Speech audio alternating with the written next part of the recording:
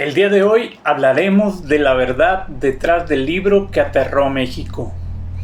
Hubo una época en la que hablar de Cañitas era casi una obligación. Si creciste en México durante los años 90 y principios de los 2000, seguramente recuerdas ese libro. Tal vez lo viste en una librería o tal vez un amigo te lo prestó o quizás escuchaste a alguien decir que no pudo dormir después de leerlo. Lo curioso es que Cañitas no se vendía como un libro de novelas. Se presentaba como una historia real, la historia de un grupo de jóvenes que después de jugar la Ouija comenzó a vivir una serie de acontecimientos extraños que parecían sacados de una película de terror. Y millones de personas lo creyeron, pero con el paso de los años comenzaron a aparecer periodistas, investigadores y personas que decidieron hacer algo muy simple: verificar la historia. Y fue entonces cuando comenzaron a surgir preguntas que nadie se había hecho. ¿Los hechos ocurrieron realmente como fueron contados? ¿Algunos detalles cambiaron con el paso del tiempo? ¿Dónde termina el testimonio y dónde comienza la leyenda? Porque independientemente de lo que cada uno crea sobre Cañitas, hay algo que nadie puede discutir: se convirtió en el libro de terror más famoso de México. Y pocas historias han dividido tanto a creyentes y escépticos como esta.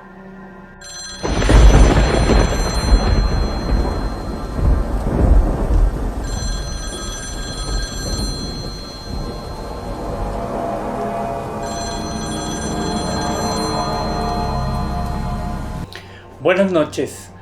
Hoy no vamos a intentar convencerte de que existieron fantasmas. Tampoco vamos a decir que todo fue un engaño. Lo que vamos a hacer es algo mucho más interesante. Vamos a reconstruir la historia de Cañitas desde el principio y al final tú decidirás qué fue lo que realmente ocurrió.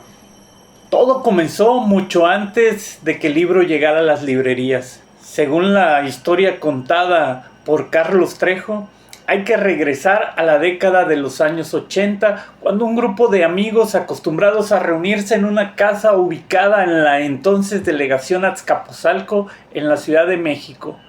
Como cualquier grupo de jóvenes, pasaban horas conversando, escuchando música y buscando alguna forma de entretenerse. Nada fuera de lo normal. Hasta que una noche alguien llevó una ouija. Y aunque hoy estamos acostumbrados a verla en películas de terror, en aquella época también era un objeto rodeado de curiosidad. Para algunos no era más que un juego y para otros una forma de intentar comunicarse con algo que no podían explicar. Así que hicieron lo que muchas personas han hecho por simple curiosidad: decidieron probarla. Al principio, según el relato, todo ocurrió con normalidad.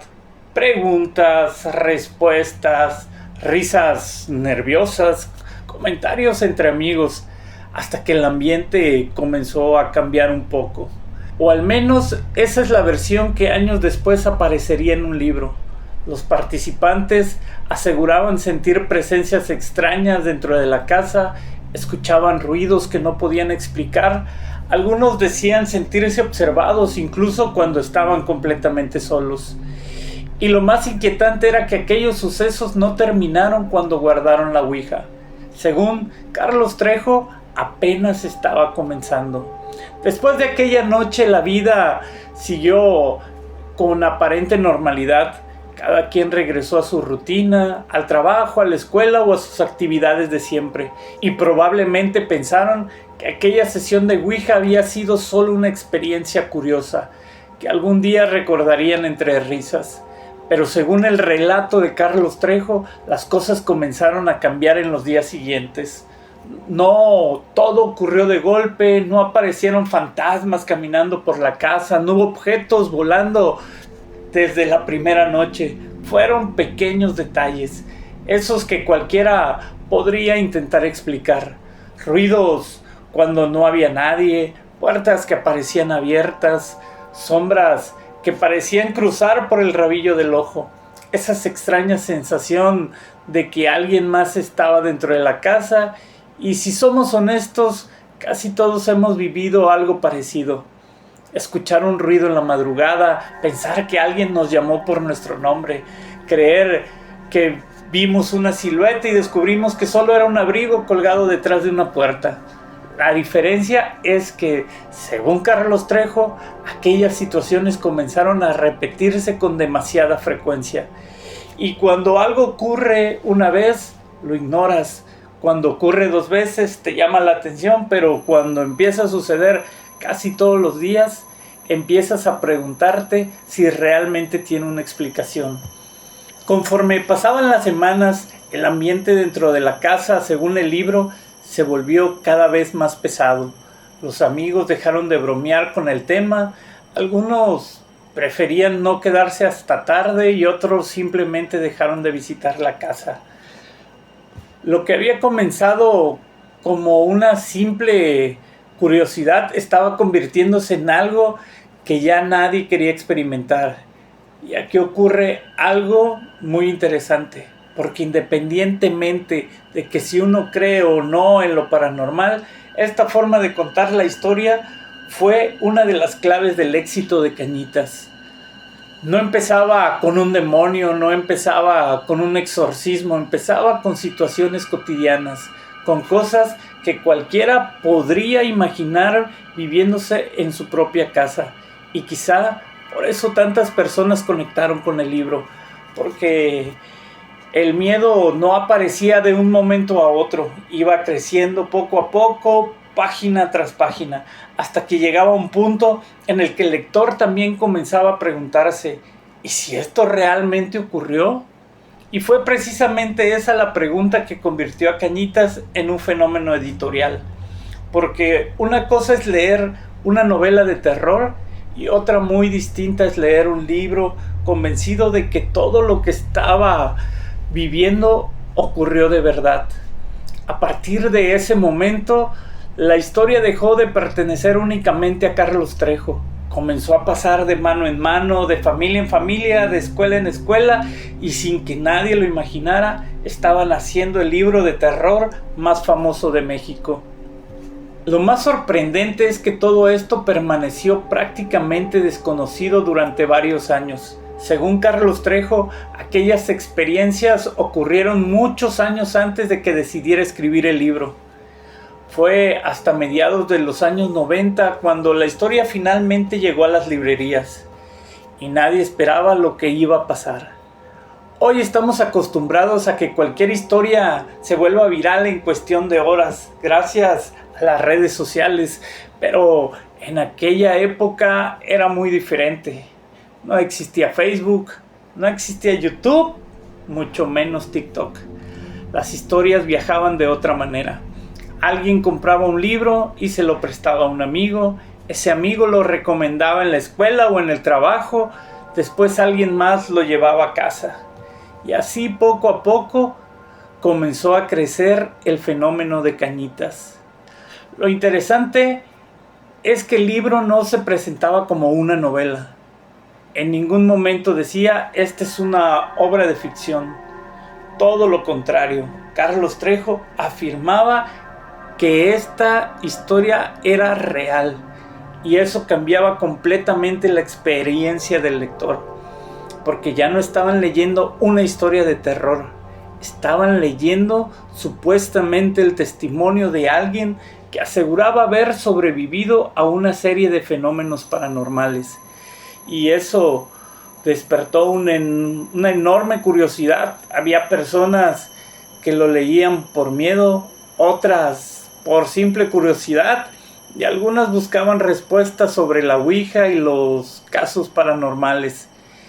En muy poco tiempo Cañitas dejó de ser un libro más de los estantes. Se convirtió en un tema de conversación, ya sea en las oficinas, en las escuelas, en reuniones familiares. Había quienes aseguraban que el relato era el más aterrador que habían leído. Otros decían que no podían terminarlo de leer. Incluso comenzaron a surgir historias de personas que afirmaban haber experimentado sucesos extraños después de leerlo. Nunca se comprobó que esas historias fueran reales, pero ayudaron a alimentar el mito, y mientras más personas hablaban del libro, más personas querían leerlo. Fue un fenómeno que se alimentó a sí mismo. Carlos Trejo comenzó a aparecer en programas de radio y de televisión, concedía entrevistas, narraba lo ocurrido con absoluta seguridad, y poco a poco dejó de ser solamente el autor de un libro. Se convirtió en uno de los personajes más conocidos del mundo paranormal en México. Para muchas personas era un investigador serio, para otras un extraordinario narrador, y para algunas más alguien que realmente había vivido algo imposible de explicar. Pero mientras todo esto ocurría, había personas que observaban la historia desde otro punto de vista. No querían demostrar que existían los fantasmas, tampoco querían demostrar que todo era falso. Simplemente querían hacer una pregunta muy sencilla: ¿qué tanto de esta historia puede comprobarse?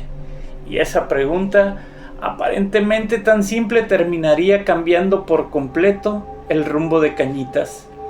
Porque a partir de ese momento la conversación dejó de girar alrededor de los fantasmas. Ahora giraba alrededor de las pruebas. Y fue entonces cuando comenzaron a aparecer las primeras contradicciones. Y fue precisamente cuando Cañitas alcanzó su mayor popularidad que ocurrió algo completamente normal. La gente comenzó a hacerse preguntas, y siendo sinceros, era inevitable. Cuando una historia asegura haber ocurrido de verdad, tarde o temprano alguien intenta comprobarla.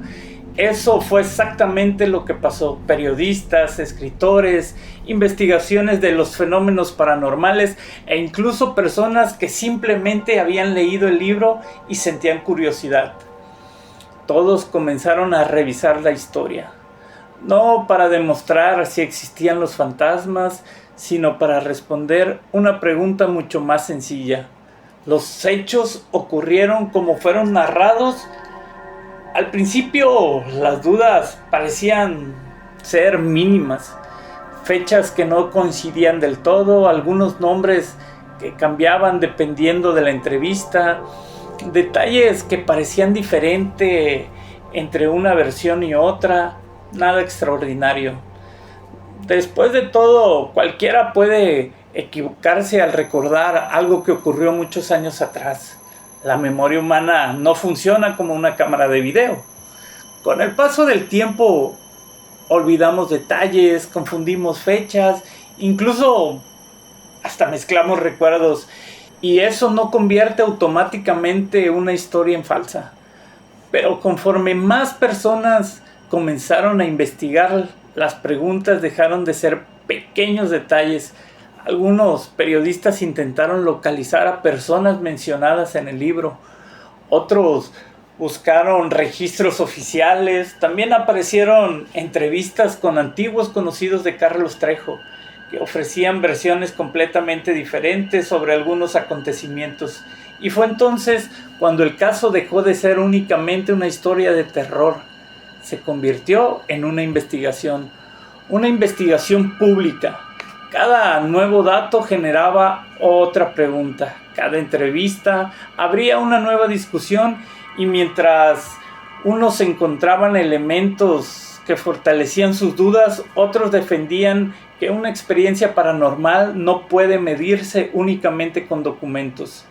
Era un debate complicado, porque en realidad ambos lados tenían argumentos. Quienes apoyaban la historia decían que era normal que un recuerdo cambiara después de tantos años. Además, aseguraban que una vivencia personal no siempre puede dejar pruebas físicas. Pero quienes dudaban respondían algo igual de razonable. Si el libro se presentaba como un testimonio real, entonces los hechos más importantes deberían poder comprobarse. Y ahí comenzó una discusión que sigue viva hasta nuestros días. Lo interesante es que el centro del debate ya no era la Ouija ni los supuestos fenómenos paranormales. Ahora la pregunta era otra: ¿qué parte de la historia podría demostrarse? Y mientras esa discusión crecía, también crecía la figura de Carlos Trejo. Y no era solamente el autor de un libro exitoso. Era uno de los personajes más conocidos del mundo del misterio en México. Cada entrevista generaba titulares, cada declaración provocaba nuevas respuestas y cada aparición en televisión hacía que más personas se interesaran en Cañitas. Paradójicamente, las críticas no hicieron que el fenómeno desapareciera. Ocurrió exactamente lo contrario. Lo hicieron todavía más famoso, porque tantos quienes creían en la historia como quien la cuestionaba tenían algo en común. Todos hablaban de Cañitas. Y cuando una historia consigue que dos bandos completamente opuestos discutan durante años, es porque dejó de ser solamente un libro y se convirtió en un fenómeno cultural. Con el paso de los años, las investigaciones siguieron apareciendo, unos revisaban entrevistas, otros comparaban distintas ediciones del libro, algunos intentaban localizar a las personas mencionadas por Carlos Trejo y otras simplemente analizaban la historia como si se tratara de cualquier otro hecho histórico. El resultado fue algo que probablemente nadie esperaba. No apareció una prueba definitiva que demostrara que todo había ocurrido exactamente como se contaba en el libro. Pero tampoco apareció una explicación capaz de convencer a todo el mundo de que la historia podía descartarse por completo. Y eso convirtió a Cañitas en un caso muy peculiar, porque la discusión dejó de centrarse en los fantasmas, ahora giraba alrededor de algo mucho más complejo, la credibilidad. Hasta el día de hoy existen personas convencidas de que Carlos Trejo vivió una experiencia auténtica y que con el paso del tiempo algunos detalles pudieron cambiar, como ocurre con cualquier recuerdo humano. También existen quienes consideran que la historia fue creciendo conforme aumentaba la popularidad y que muchas de las inconsistencias encontradas son demasiado importantes para ignorarlas. Ambas posturas siguen presentes y, siendo sinceros, probablemente seguirán existiendo durante muchos años más. Pero mientras revisaba la información para este episodio, hubo algo que me llamó especialmente la atención. La mayoría de las personas cree que el verdadero debate es si hubo fantasmas o no hubo fantasmas. Y creo que esa nunca fue la pregunta correcta. La pregunta correcta es otra. ¿Cómo un libro logró convertirse en uno de los fenómenos editoriales más importantes del misterio en México? Porque miles de libros de terror se publican todos los años. La mayoría desaparecen en unos cuantos meses. Y Cañitas no. Cañitas sigue aquí. 30 años después, seguimos hablando de él, seguimos discutiéndolo, seguimos investigándolo, y eso independientemente de la postura de cada persona, ya el resultado es muy personal. Pero muy pocas historias consiguen permanecer vivas durante tanto tiempo. Y creo que hay una razón. Cañitas apareció en el momento perfecto, cuando internet todavía no existía como hoy en día lo conocemos, cuando las historias se compartían de boca en boca, cuando un libro podía convertirse en un misterio nacional simplemente porque alguien se lo prestaba a otra persona.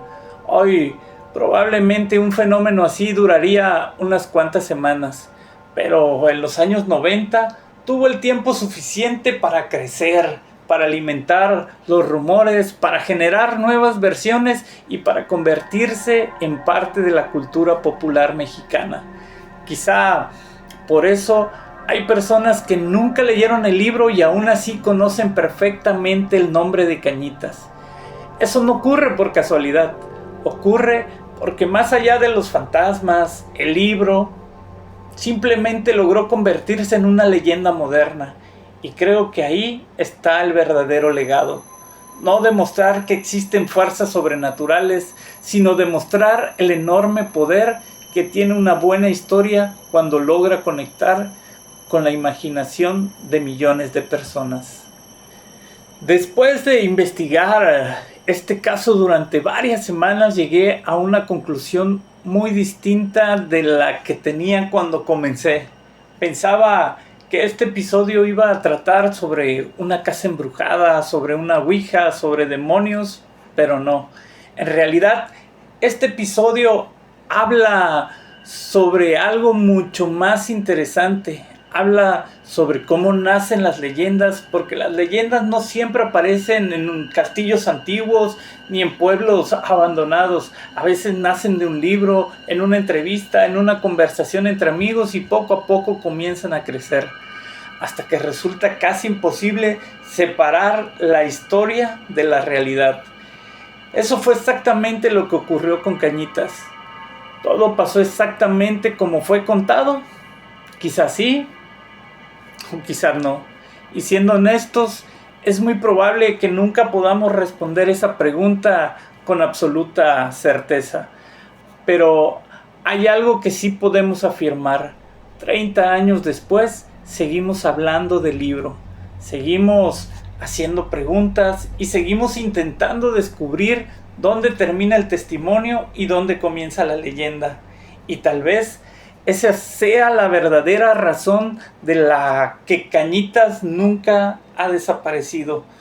No porque tenga todas las respuestas, sino porque todavía conserva muchas de las preguntas. Y ahora me gustaría saber tu opinión.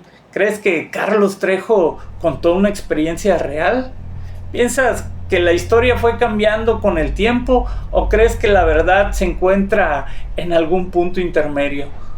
Te leo aquí abajo en los comentarios, y si te gusta este tipo de investigaciones donde revisamos casos famosos, separamos los hechos de las teorías y dejamos que seas tú quien saque sus propias conclusiones, te invito a suscribirte a la llamada del miedo oficial, porque todavía quedan muchos expedientes por abrir y muchas historias que merecen volver a contarse. Nos vemos en el próximo episodio.